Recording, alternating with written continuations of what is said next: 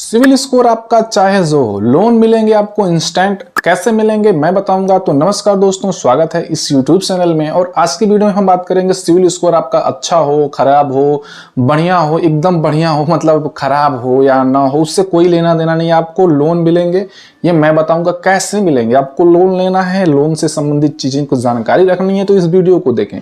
अब बात करते हैं मिलेगा कितना, तो आपके ऊपर है। जैसे लोग कहते हैं कि ना, अब यहाँ पे लोग कहेंगे कि सिविल स्कोर चाहिए, सिविल स्कोर के हिसाब से आपको लोन दिया जाएगा।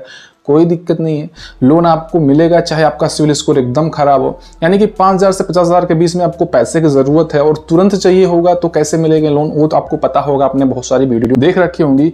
आधार कार्ड से आपका जो लोन मिलता है उसका प्रोसेस आपको पता होगा। बट सिविल स्कोर खराब है, उस कंडीशन में आप लोन कैसे लेंगे हम इस वीडियो में बात करेंगे। और उसका इंटरेस्ट ऑफ रेट क्या होगा, उसमें आपको कितने महीने की EMI होगी, कितना होगा, GST क्या होता है, आपका जो उसका प्रोसेसिंग फीस होती है वो कैसे कटता है, क्या कैलकुलेशन होता है, उसकी बात करेंगे।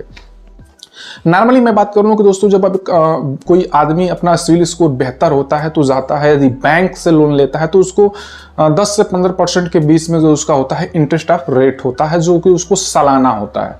और यही बात कर लें आप किसी ऐप के माध्यम से या किसी वेबसाइट के माध्यम से जो आधार बेस पे लोन लेते हैं, तो सिविल स्कोर आपका 750 प्लस है तो आपको इंटरेस्ट ऑफ रेट यही मिलता है 10 से 16 के बीच में, या अधिकतम आपको 18 के बीच में आपको मिल जाता है सालाना इंटरेस्ट ऑफ रेट। ठीक है, कहने का मतलब है कि 10 से 18 के बीच में आपको जनरली मिल जाता है।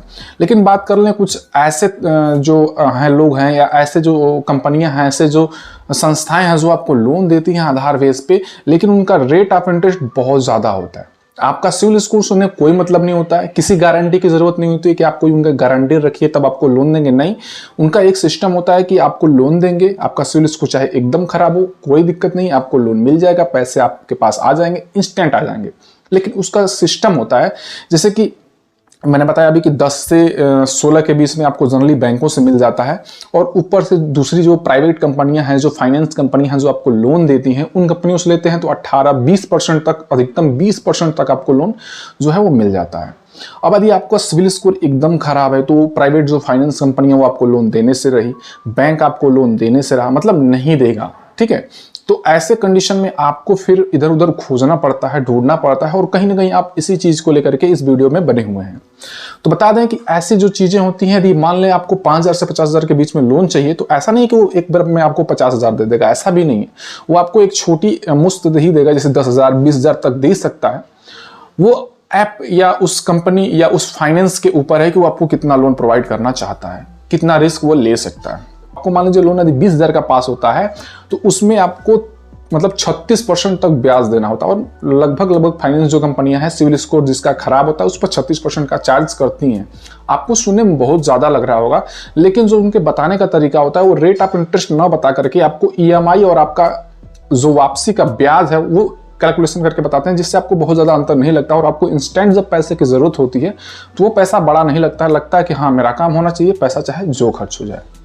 तो इसी संबंध में बता दूं कि 36% का जो उनका ब्याज होता है वो सालाना होता है। यदि वो आपको बताएंगे, जैसे 20,000 का आपने लोन लिया तो 20,000 में आपको उनका प्रोसेसिंग फीस प्लस GST काट करके आपको कुछ पैसे दिए जाते हैं, प्लस 36% का GST लगा दिया जाता है, रेट ऑफ इंटरेस्ट।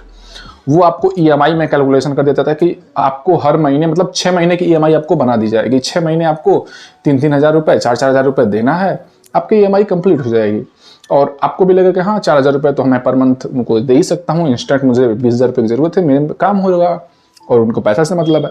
तो ऐसी जो बहुत सारे ऐप्स हैं, जो ऐप बहुत सारी फाइनेंस कंपनियां हैं, जो वेबसाइट्स हैं, जो आपको बिना किसी सिविल स्कोर के आपको आपके आधार से EKYC कंप्लीट करेंगे और EKYC के प्रोसेस के बाद आपको वो लोन दे देते हैं। तो मैं कहूंगा कि इन चीजों के चक्कर में ना पड़े, आपका सिविल स्कोर अच्छा होना चाहिए। सिविल स्कोर अच्छा है तो आप बैंक जाएं, 10 से 11%, 12%, 15% तक आपको अच्छे लोन मिलते हैं, तो आपको 36% देने की जरूरत क्या है।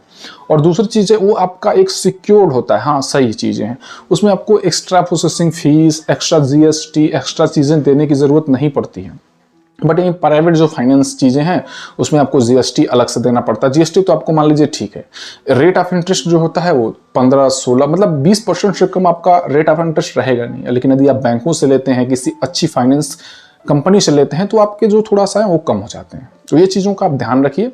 बाकी आप जानना चाहते हैं कि कौन से ऐसी कंपनियां हैं, कौन से ऐसे ऐप्स हैं, वेबसाइट्स हैं जहां से आपको बिना सिविल स्कोर के अच्छे से अच्छे जो सिविल स्कोर या खराब से खराब सिविल स्कोर पे बढ़िया लोन मिल सकता है और इंस्टेंट मिल सकता है, तो हमें कमेंट्स में बताइएगा। मैं आपको 2-4 कंपनियों के नाम बताऊंगा। क्योंकि इस वीडियो में मैं किसी का प्रमोशन नहीं कर रहा, इसलिए मैं किसी का नाम नहीं लूंगा। बाकी आप समझदार हैं। वीडियो अच्छी लगी हो तो वीडियो को लाइक कीजिएगा, चैनल को सब्सक्राइब नहीं किया तो सब्सक्राइब कीजिएगा। मिलेंगे अगली वीडियो में, तब तक नमस्कार, थैंक यू, जय हिंद।